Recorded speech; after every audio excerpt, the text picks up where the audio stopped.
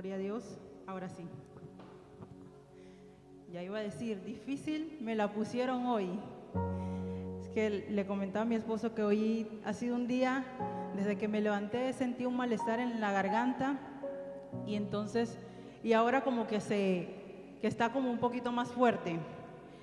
Iba a decir, casi me la ponen difícil, pero bueno, el Señor es bueno. ¿Cuánto dicen amén? Vamos a orar antes de iniciar en esta noche. Señor, te damos gracias una vez más por tu presencia, te damos gracias una vez más por tu Espíritu derramado sobre nosotros, Señor. Te pedimos, Señor, que nuestros corazones sean ministrados por tu palabra, que abres a nuestros corazones para poder escuchar tu voz. Queremos conocerte, nuestro deseo es conocer a ese Dios de las Escrituras, tal y cual como tú eres, Dios. Te bendecimos, Dios, te damos gloria y damos honra en el nombre de Jesús. Amén. Bien, en antes que la hermana Natalie estaba leyendo una porción de Génesis, me causaba gracia porque el pozo donde Agar fue hallada, ese pozo creo que se llama El Viviente Me Ve. El Viviente que Me Ve. Y bueno, esa es una historia impresionante. Y para hoy yo quiero hablar con ustedes, conversar con ustedes acerca de cuando nosotros somos transformados por el Señor. Y para tocar este tema, se me vino a la memoria hace muchos años atrás, bueno, no tanto como para el 2004 o 2003, había un programa en la televisión en donde marcaban los récords o las cosas que eran imposibles de creer. Yo no sé si ustedes recuerdan ese programa, como que aunque usted no lo crea, creo que se llamaba así. Entonces había, y recuerdo que eso fue como el 2004, 2005, posiblemente cuando vi eso, había un récord que me llamó mucho la atención y era de un hombre que tuvo la capacidad de permanecer 10 días enterrado sin comida y sin agua. El récord antes de ese era 4 días y este hombre por 10 días estuvo enterrado sin comida y sin agua, y en el ataúd que prepararon temporalmente para él solamente tenía un agujero de escape en donde podía solo respirar.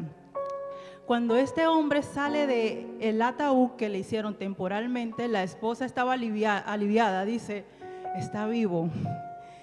Y cuando él sale, obviamente su cuerpo, su anatomía era mucho más delgada, había perdido alrededor de 86 kilos. O sea, este hombre lo hizo desafiando, parece ser como que en esa época en Europa es muy dado de que los magos, los que hacen magias de estos comerciales, pues que hacen, exacto, ellos tenían una convención y este hombre quería impresionarlo y dije, yo me atrevo a estar 10 días enterrado sin comer y sin beber agua y saldré con vida. Y cuando él sale, él dice que él le pudo atesorar lo delicado que es la vida. Como en un momento, llegaron momentos de desesperación, imagínense, si solamente nada más para la hora del almuerzo los que trabajan, pasamos 4 horas difíciles. Ya a mí desde que son las 10 de la mañana ya mi estómago me está pidiendo comida. Pero este hombre 10 días enterrado sin comer y sin beber, decía que él pudo atesorar lo preciado que era la vida, lo delicada que era la vida, y que desde ese momento él se esforzó en cada día vivirlo dando lo mejor de él. Entonces, eso me traje ahora al pasaje que quiero compartir con ustedes, un encuentro que transformó la vida no solamente de una mujer, sino de una cultura, y también transformó la vida de muchas personas que escucharon lo que esta mujer tenía que decir. Yo creo que ya ustedes saben de quién quiero hablar. Vámonos al libro de Juan, capítulo 4, y vamos a leer del verso 1 al verso 15. Juan, capítulo 4, del verso 1 al verso 15. Cuando lo encuentran me dicen amén.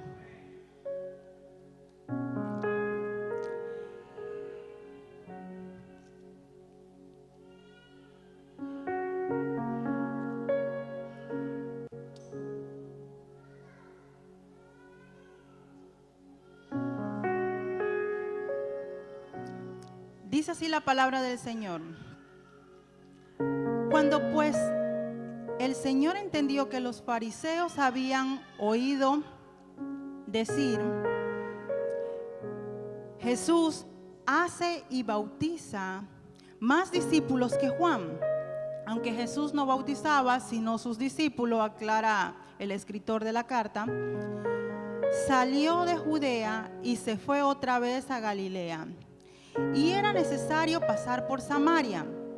Vino pues a una ciudad de Samaria llamada Sicar, junto a la heredad de Jacob, heredad que Jacob dio a su hijo José. Y estaba allí el pozo de Jacob. Entonces Jesús, cansado del camino, se sentó así junto al pozo. Era como la hora sexta. Vino una mujer de Samaria a sacar agua y Jesús le dijo, dame de beber, pues sus discípulos habían ido a la ciudad a comprar de comer.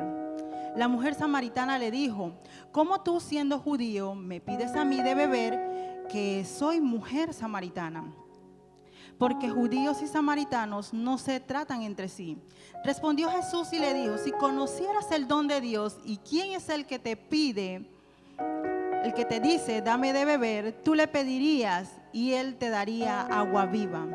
La mujer le dijo, Señor, no tienes con qué sacarla y el pozo es hondo. ¿De dónde pues tú tienes aguas vivas? ¿Acaso eres tú mayor que nuestro padre Jacob, que nos dio este pozo, del cual bebieron él, sus hijos y sus ganados? Respondió Jesús y le dijo, cualquiera que bebiere de esa agua volverá a tener sed, mas el que bebiere del agua que yo le daré no tendrá sed jamás, sino que el agua que yo le daré será en él una fuente de agua viva que salte para vida eterna.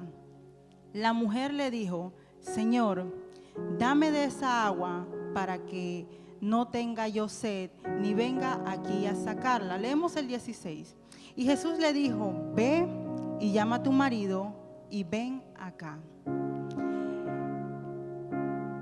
Esa es una escena que yo sé que ustedes la conocen, la mujer samaritana.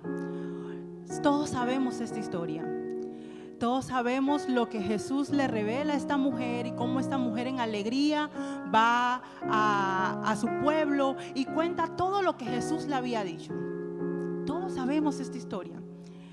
Pero en esta historia me llama mucho la atención dos aspectos que quiero recalcar. Uno, el traslado o la mudanza, por así decirlo, de Jesús de donde se encontraba a Galilea.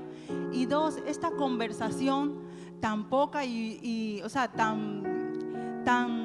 ¿cómo decirles? Tan cambiante que estuvo con esta mujer, porque primero empieza a hablarle, oye, dame, y después le dice, yo te daré, y después de una vez le sale, y tu marido, ve por tu marido. O sea, cambió constantemente como que el hilo de la conversación, ¿verdad? Entonces, cuando nosotros leemos los primeros 4 versículos, vamos a tratar de ver la partida de Jesús. ¿Qué motivó que Jesús partiera de donde se encontraba, de Jerusalén? ¿Qué fue lo que motivó a Jesús partir de Jerusalén? ¿Qué leímos?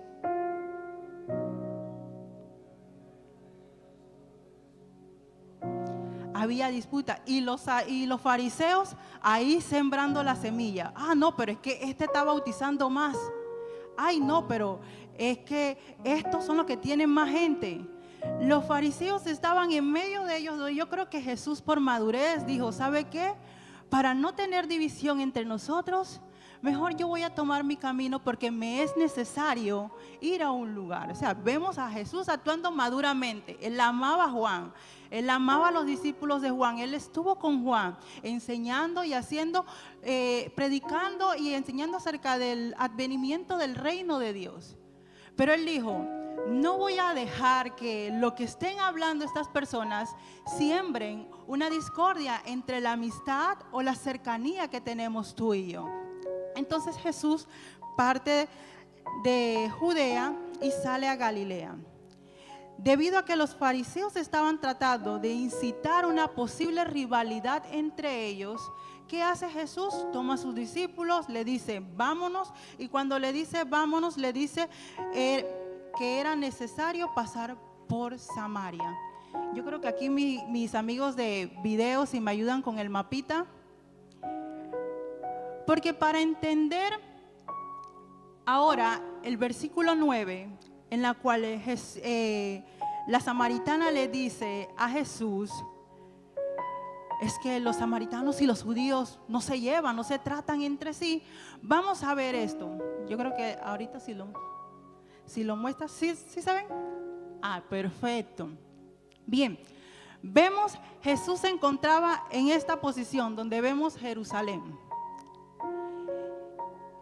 Habían 3 posibles rutas para poder llegar a Galilea, que es donde dice Nazaret, el laguito que está aquí en medio, hacia allá arriba. Jesús se encontraba aquí y necesitaba trasladarse hacia allá arribita. Logramos verlo, ¿verdad? Habían 3 caminos. Estaba el primer camino en el cual ellos podían cruzar el Jordán, el río Jordán, caminar por Perea y nuevamente cruzar nuevamente el Jordán y llegar a Galilea. Esa era la primera ruta. La segunda ruta era la de la costa, irse por toda Cesarea hasta llegar a Galilea. Y la tercera ruta, la que ningún judío le gustaba tomar, o si la tomaban, lo tomaban muy deprisa, era directo de Jerusalén a Galilea. Vamos a tener ese mapa en la mente. Tracémoslo. Y nuestra Biblia tiene ese mapa, así que podemos verlo también en nuestras Biblias. Bien, entonces, era necesario por pasar por Samaria. En estas 3 ciudades, Judea, Galilea y Samaria, reflejaban la gran diversidad tanto de cultura como de creencias o de religiones, por así decirlo. Y había una gran disputa entre samaritanos con judíos. No se llevaban entre sí. ¿Por qué no se llevaban entre sí samaritanos con judíos? A ver, alguien que diga, yo leí, me parece que pudo haber sido por esto. ¿Por qué no se llevaban entre sí?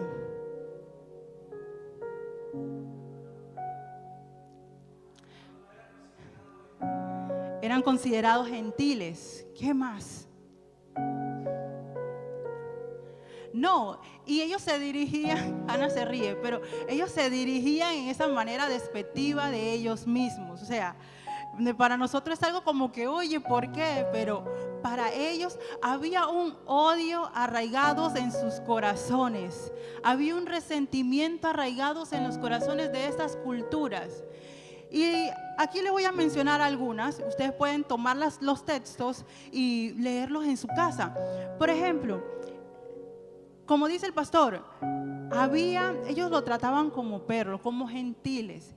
Porque cuando se dio esto, era una mezcla, los samaritanos eran una mezcla de judíos con gentiles.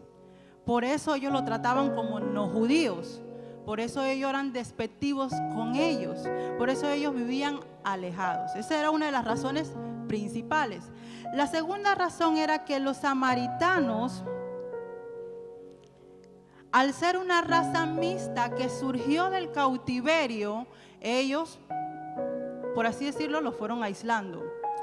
La segunda razón era que los samaritanos, cuando en el libro de Esdras capítulo 4, eso lo pueden leer ahí en Esdras capítulo 4, cuando tratan de reconstruir a Jerusalén, tratan de reconstruir el templo, ¿qué sucede? Los samaritanos se ofrecen para ser de apoyo, pero a la larga se le negó ese apoyo, los judíos les negaron ese apoyo, y es más, Esdras cuando envía la carta al rey Artajerjes, me parece, le indica que era como un pueblo rebelde, que no lo consideraban, porque ellos no iban a pagar tributos, ellos se iban a adueñar de lo que ya estaban reconstruyendo, y entre otras cosas más. Entonces, con el tiempo, el pueblo de Samaria o los samaritanos, ellos crean su propio templo. Ellos crean su propio culto a su Dios. Ellos solamente se basaban en el Pentateuco, los 5 primeros libros de Moisés. Ellos nada más dicen lo que Moisés dijo, eso es. Entonces ellos tenían su propio tabernáculo, ellos tenían su propia iglesia, por así decirlo, en donde ellos tenían sus propias enseñanzas. Entonces, los judíos y samaritanos no se trataban entre sí, como vimos en el verso 9, porque tenían odios en sus corazones, a tal punto que en Juan capítulo 8, los judíos, cuando Jesús llega a Galilea, los judíos le dicen, ¿tú no eres acaso samaritano? Y no solamente samaritano, le dicen samaritano y endemoniado, para acabar de rematar. O sea, como quien dice, de una manera despectiva le decían, ¿acaso tú no eres samaritano? Samaritano y endemoniado. Entonces, Jesús considera necesario pasar por Samaria porque él tenía una razón, él tenía un objetivo. Y aquí es donde entramos en escena. Quiero que me acompañen aquí donde estábamos, en el verso 4, perdón, el verso 5 dice, vino pues a la ciudad de Samaria llamada Sicar, junto a la heredad de Jacob que le dio a su hijo José, y allí estaba el pozo de Jacob. Entonces Jesús, cansado del camino, se sentó así junto a ese pozo. Algo que me gusta mucho de Juan es que Juan siempre señala esa parte humana de Jesús. Juan habla mucho de la divinidad de Jesús como hijo de Dios, pero también da esos detalles de la humanidad de Jesús. Juan nos dice, Jesús estaba cansado. Probablemente Jesús estaba cansado de los milagros que tal vez estuvo haciendo con Juan el Bautista. Tal vez Jesús estaba cansado de estar ministrando a tantas personas. Tal vez Jesús estaba cansado de sanar a personas. Puede ser que el cansancio de Jesús era debido a la obra que él ya venía haciendo, y llegó un momento en que él dijo, necesito descansar. Entonces, Juan no solamente señala el cansancio de Jesús, Juan señala cuando Jesús tuvo sed en la cruz del Calvario. Dice, tengo sed. Juan señala cuando Jesús llora por su amigo Lázaro. Juan señala detalla cuando Jesús, su alma estaba abatida antes de ser entregado. Juan señala esos detalles de la humanidad de Jesús. Entonces, al ser necesario para Jesús pasar por Samaria, no es accidente que Jesús tuviera cansancio a la 6ª hora del día. La 6ª hora del día en Samaria venía siendo el mediodía. Las personas que subían a ese pozo a buscar agua, subían en la mañana y en la noche, y probablemente en su mayoría eran mujeres. No es casualidad que a esa hora del mediodía, si aquí en Panamá en la actualidad, el mediodía, ¿qué hace cuando salimos a las 12 mediodía afuera? Es un sol que nos quema. Probablemente el sol no sea similar en aquellos tiempos, pero hacía un sol. Nosotros sabemos que el sol del mediodía es el sol. Así que imaginemos esta mujer cargando un cántaro o tal vez 2 cántaros en sus hombros para ir a un pozo a buscar agua a las 12 mediodía. No era accidente que Jesús tuviera cansancio en esa hora y se recostara sobre ese pozo. Y aún más, que enviara a sus discípulos a ir por comida. No es casualidad cuando Jesús sale a tu encuentro.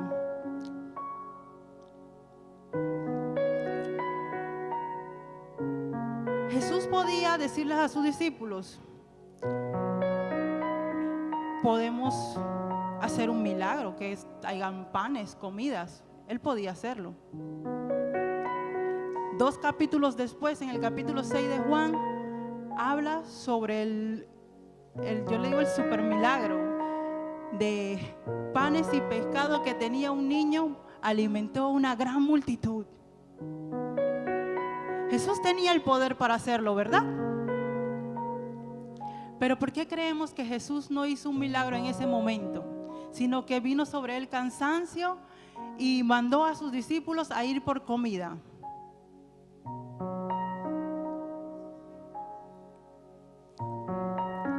Necesitaba un tiempo para hablar con la mujer. Tal vez esa era la hora que esta mujer subía a ese pozo y a llorar, a lamentarse, a quejarse. Tal vez esa era la hora como que íntima de esa mujer en ese pozo. Esa era la hora en la que ella no veía el dedo que la estaba señalando, el dedo que la estaba criticando, el dedo que la estaba juzgando. Ella tal vez era la hora en que ella podía tener un respiro ante los ataques que ella vivía culturalmente en esa época. Y el maestro se detiene en este pozo y la ve. Y esta escena me llama mucho la atención. Yo me hice esta pregunta: ¿por qué Jesús manda a sus discípulos? ¿Por qué Él no hace que haya comida ahí mismo? Si Él tiene el poder para hacerlo. Y venía a mi mente cuando Él estuvo en el desierto y Jesús tenía el poder para convertir las piedras en pan. Jesús tenía el poder para poder lanzarse desde el pináculo del templo donde Satanás lo había llevado y decir a sus ángeles que lo socorrieran. Jesús tenía ese poder. Pero algo que me enseña este pasaje es que Jesús nunca obró un milagro para satisfacerse de manera personal. Ningún milagro que Él hizo lo hizo para satisfacción de Él a manera personal. Los milagros que Jesús obraba los hacía para que la gloria de Dios sea manifestada en las cosas que Él estaba haciendo. Jesús se sujetaba al orden de lo normal, al orden de las cosas cotidianas de la vida, al orden en que las personas se dirigían o conducían. Él se sujetaba a lo que Él humanamente estaba viviendo. Y el objetivo de los milagros nunca es facilitarnos nuestras vidas. Cada uno de ustedes es un milagro del Señor. ¿Cuántos lo creen? El hecho de que nosotros estábamos condenados a una muerte eterna y el Señor sale a nuestro encuentro y nos ofrece una vida eterna, y nosotros hemos accedido, hemos aceptado esa vida eterna, eso es un milagro del Señor. Yo recuerdo que hace muchos años atrás, yo estaba como casi adolescente, me dio la curiosidad de preguntarle a mi mamá cómo fue el asunto en que ella y mi papá se conocieron, y que, no sé, yo creo que todo hijo tiene esa pregunta en algún momento. ¿Cómo se conocieron? ¿Cómo yo estoy aquí? ¿Qué pasó? Y para mi sorpresa, yo creo que tenía como 12 años en ese entonces. Para mi sorpresa, mi mamá me dijo que ella no me deseaba.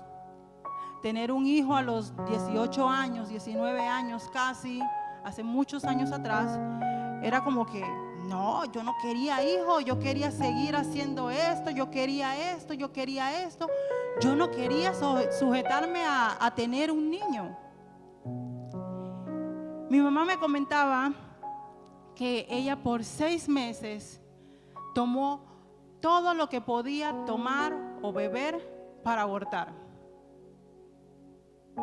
Por 6 meses. Al 6º mes, cuando ella vio que no sucedía nada, ella dijo: Señor, en su mente pensaba primero, pero qué chiquillo más necio que sigue ahí pegado. Terrible. Y yo no lo quiero. Eso pasaba en su mente. Pero cuando ella vio que transcurrió 6 meses y no pasaba nada, la chiquilla ahí pegada, ella dijo: Señor, si es tu voluntad que nazca, ya yo no voy a hacer nada, perdóname. Ella empezó a llorar: perdóname, no lo voy a hacer más, no lo voy a hacer más, que esto y que lo otro. Y tuvo ella su momento con el Señor. Y ella me dice que tú naciste con un propósito. ¿Cuál es? Yo no lo sé. Pero si el Señor permitió que, a pesar de todo lo que yo humanamente hice para no tenerte, tú estuvieras con vida, tú estuvieras sana, tú esto, tú lo otro, el Señor lo hace con un propósito. Entonces ahí pude comprender de que Dios había hecho un milagro en mi vida. ¿Cuántas posibilidades había en que yo naciera con alguna deformidad, con alguna enfermedad, tal vez incompleta? Pero el Señor hizo que yo estuviera ahí el tiempo que tenía que estar para estar hoy aquí.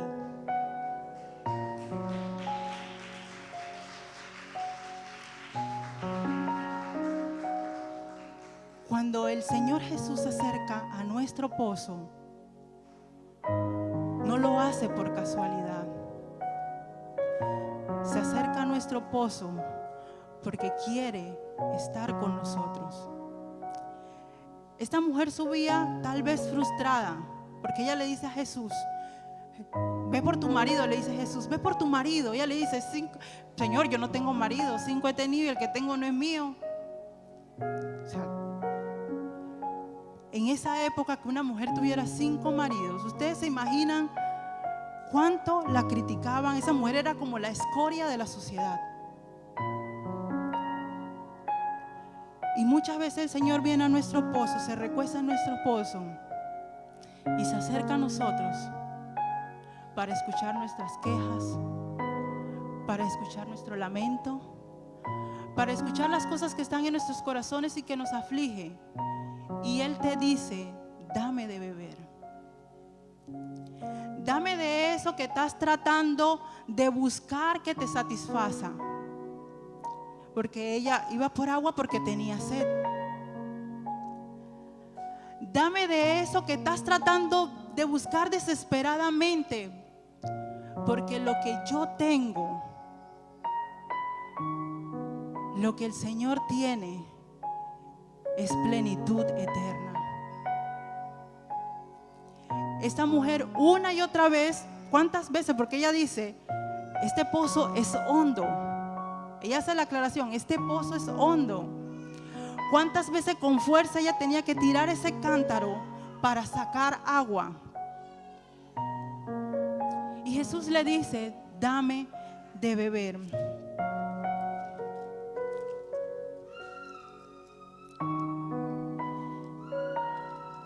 Si conocieras el don de Dios y quién es el que te dice: dame de beber, tú le pedirías a Él y Él te daría agua viva. ¿Querría realmente la samaritana darle de beber a Jesús? Porque ella hace de una vez: tú judío, yo mujer y samaritana. Eso como que no hay conexión ahí. Ahí no hay algo. O sea, ella de una vez marca su barrera. Yo soy mujer y aparte de ser mujer soy samaritana. Y tú judío. Ella de una vez saca su barrera, pone su resistencia.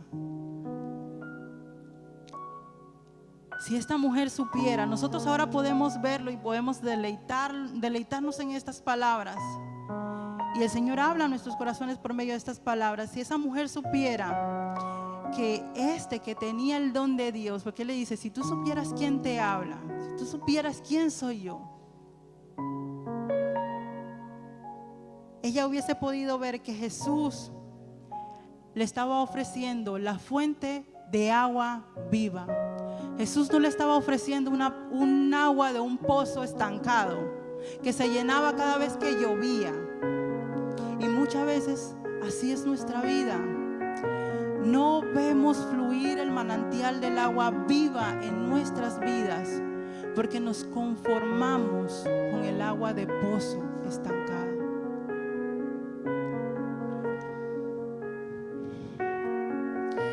El agua de pozo satisface tu sed, calma tu sed por un instante. Cualquiera que bebiere de esta agua volvería a tener sed. Pero el agua del manantial de vida sí calma y sí satisface tu sed. Jesús le estaba ofreciendo a ella algo que no solamente la iba a satisfacer por un instante, sino que la iba a satisfacer eternamente y plenamente. Y eso es lo que el Señor nos ofrece a nosotros. Él no nos ofrece algo pasajero. Él nos ofrece algo que podemos deleitarnos plenamente aquí en la tierra, pero que también nos deleitaremos plenamente con Él en los cielos. ¿Cuántos dicen amén? Jesús es la fuente de agua viva, el manantial de agua que necesitamos, y todo lo que necesitamos se encuentra en Él. Dice Salmo 107:9, porque Él ha saciado el alma sedienta y ha llenado de bienes el alma hambrienta. Jesús es el que sacía, Jesús es el que llena nuestra alma. Jesús es la única respuesta ante nuestra desesperada búsqueda de algo que nos satisfaza, de algo que nos llene, de algo que nos haga sentir plenos. Es Jesús. Salmo 145:16. Él abre su mano y sacia el deseo de todo ser viviente. Él abre su mano. Su mano está abierta para llenarte de todo lo que tú desees, de todo lo que tú necesites. Todo ser viviente en su interior tiene un profundo deseo del Señor, una profunda necesidad del Señor. Él abre su mano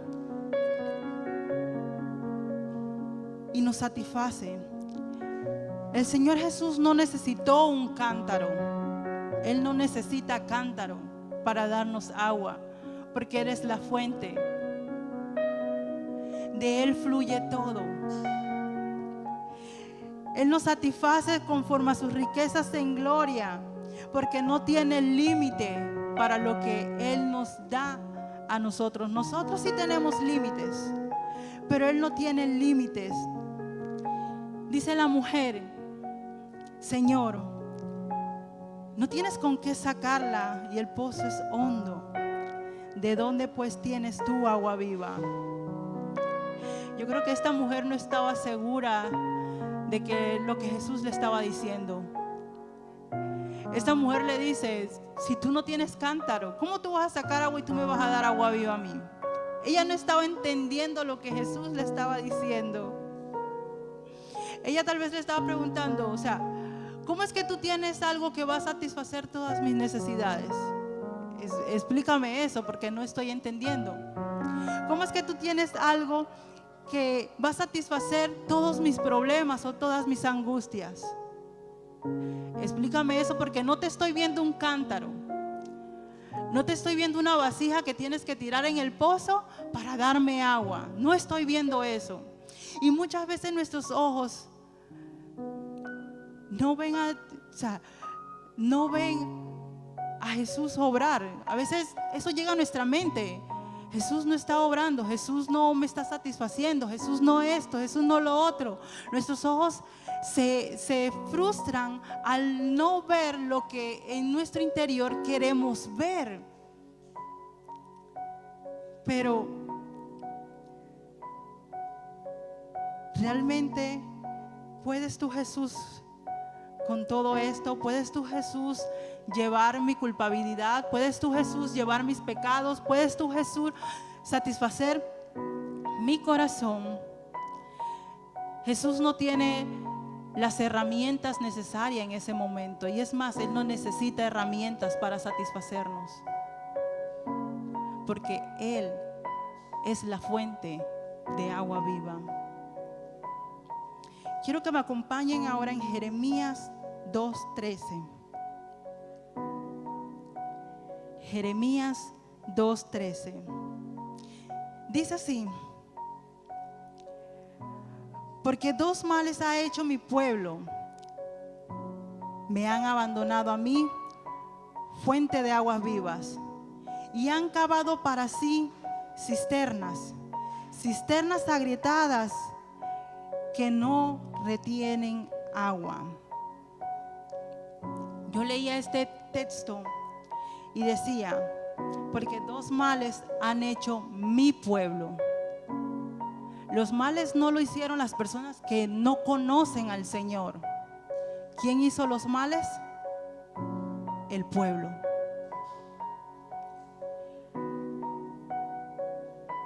Y esto no se trata de que hemos dejado de tener fe en Dios. Esto se trata de que muchas veces ponemos nuestras esperanzas en cosas más que en Jesús. Ponemos nuestras confianzas en las cosas de este mundo más que en Jesús.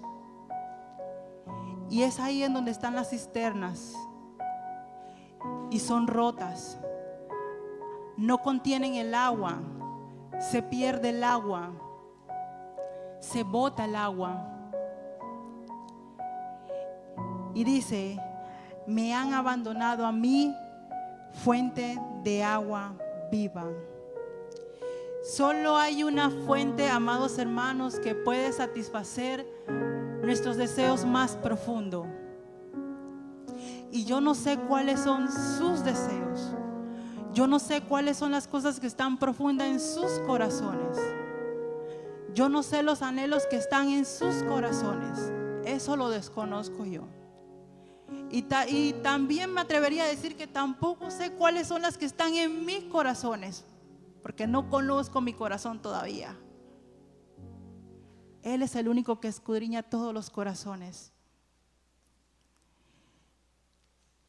Yo no sé si por el ajetreado vivir de estos días, nosotros, o al menos hablo por mí misma, he cavado cisterna.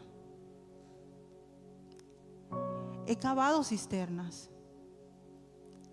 Y entonces la fuente de agua viva que debe fluir en mí para que yo pueda vivir en plenitud en este mundo, tal vez me he olvidado de ella.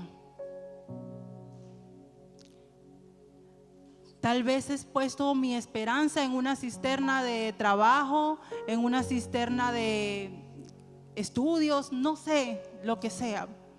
Porque muchas veces somos fáciles de poner nuestras esperanzas en cualquier cosa, menos en Jesús. Y vamos y recorremos cualquier cosa, pero no vamos al pozo en donde debemos desahogarnos para tener un encuentro de aquel que está aquí a mi lado, está a nuestro lado, está a nuestro alcance, y solamente quiero escucharnos para después decirnos: ¿ya lo dijiste? ¿Ya lo sacaste? ¿Ya hablaste? Ahora yo quiero darte de agua viva. Ahora yo quiero saciarte. Ahora yo quiero llenarte a plenitud, para que tú puedas vivir en plenitud, para que tú puedas andar en este mundo en plenitud. Y cuando nosotros logramos comprender de que toda la plenitud de la deidad, o sea, ese pasaje en Colosenses, a mí cada vez que yo lo leo como que me estremece el saber que toda la plenitud de la deidad habitó corporalmente en Cristo. Esa misma plenitud que vivió en Cristo es la misma plenitud que Él ofrece que viva en ti.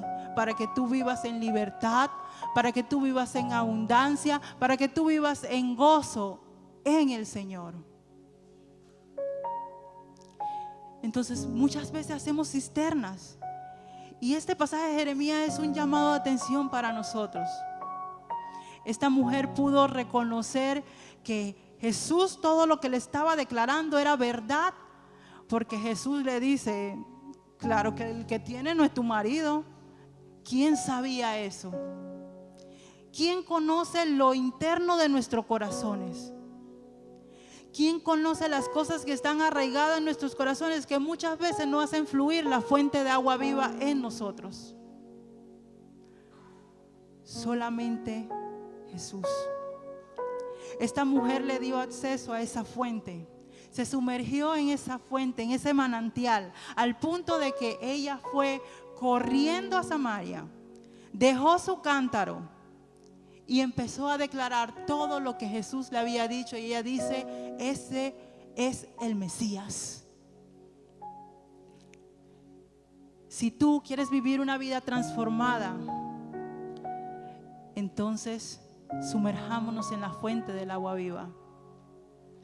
Si tú quieres testificar a otros las grandes obras de Jesús, entonces sumérgete en la fuente de agua viva. Y no te sumerjas hoy y después pasa el tiempo y vuelve y te sumerges. Sumérgete todos los días. Al levantar, hoy quiero que tu fuente, que seas tú mi fuente de agua viva. Hoy quiero, mañana no, hoy. Hoy quiero vivir como esa fuente que fluye en mí. Hoy quiero vivir que tus ríos corran sobre mí. Hoy quiero tu fuente. Hoy quiero que seas tú quien me llenes. Queremos ministrar a otros. Que nuestra fuente sea Jesucristo y no un pozo con agua estancada. Queremos enseñar a otro que nuestra fuente sea Jesucristo y no un pozo con agua estancada. Queremos ver a Dios glorificarse en la vida de nuestra comunidad, en la vida de todas las personas a las cuales nosotros tenemos alcance, conocemos. Entonces empecemos que nuestras vidas sea un reflejo de una vida en la cual la fuente del agua viva es evidente y no un pozo estancado. Cuando yo meditaba y aquí hay tantas escenas en este encuentro en Samaria, y nosotros vemos que no fue accidente que Jesucristo dijera, me es necesario pasar por Samaria. En ese momento Jesús dejó a un lado los paradigmas de la cultura, las rivalidades entre religiones, entre cultura, porque su objetivo era poder saciar con agua viva a una mujer que le sería testigo a toda una región. Entonces hoy estamos aquí nosotros, su pueblo, y queremos ministrar a Dios, queremos servir a Dios, pero aún seguimos sirviendo a Dios, con agua de pozo y no con manantial de vida. Si usted, al igual que yo, desea dar un mejor servicio, así como el hombre que le mencioné en la mañana, hace un rato, el hombre que decía que vivir cada día intensamente, vivir cada día dando lo mejor de sí.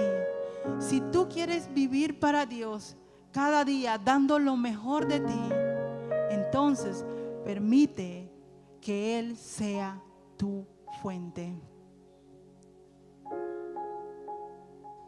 Un dos. Muy bien, para contribuir a la enseñanza. Es bien interesante, poderosa. Me encanta ese de dos cosas, dos males ha hecho mi pueblo, me dejaron a mí manantial de agua viva. se hicieron para sí cisternas rotas que no retienen el agua. Ahí. Dios es la fuente de agua viva, y en este caso Cristo es la fuente de agua viva. El agua viva es un agua espiritual, es un conocimiento profundo de la persona de Él, que te sacia, que te hace no buscar, que te hace no divagar en cosas que en verdad nunca te van a llenar. Porque así como Él le dijo, el que bebe de esta agua volverá a tener sed. Hay muchas cosas que la gente piensa: cuando yo tenga esto, estaré realizado. No, tú volverás a tener sed de otra cosa. Esas cosas terrenales, esta agua terrenal que estaba en el pozo, no es la misma agua que Él tiene, es un agua espiritual. Y en la confusión del ser humano anda buscando una y otra, y nunca, siempre termina vacío, porque esas cisternas rotas no te van a llenar jamás. Pero cuando tienes ese encuentro con ese personaje, porque Cristo es la roca herida en el desierto para que ellos bebieran agua, pero agua física. Lo mismo que comieron maná del cielo, dice, nuestros padres comieron maná del cielo, sí, un pan físico, y bebieron una agua física. Pero ahora, más que un pan físico y una agua física, es un conocimiento espiritual, es un encuentro con el Dios que te creó, es un encuentro con aquel que es la razón de tu existencia, aquel que cuando tú te encuentras con Él no te hace falta nada, porque Él lo llena todo. Es una profundidad de conocimiento de su persona y de su gracia que te ha sido dada, que no fue que tú lo saliste a buscar, Él te salió a buscar. No fue que ella salió en busca de Él, Él la encontró en el pozo porque Él así lo había determinado, para decirle: mira, te has equivocado 5 y aún estás 6 veces. 5 hombres y el sexto que tienes todavía no te va a llenar. Pero aquí está el número 7, el hombre perfecto, el único que te va a llenar. Y cuando tú me tengas a mí, tú estarás completa. Esa es mi aportación.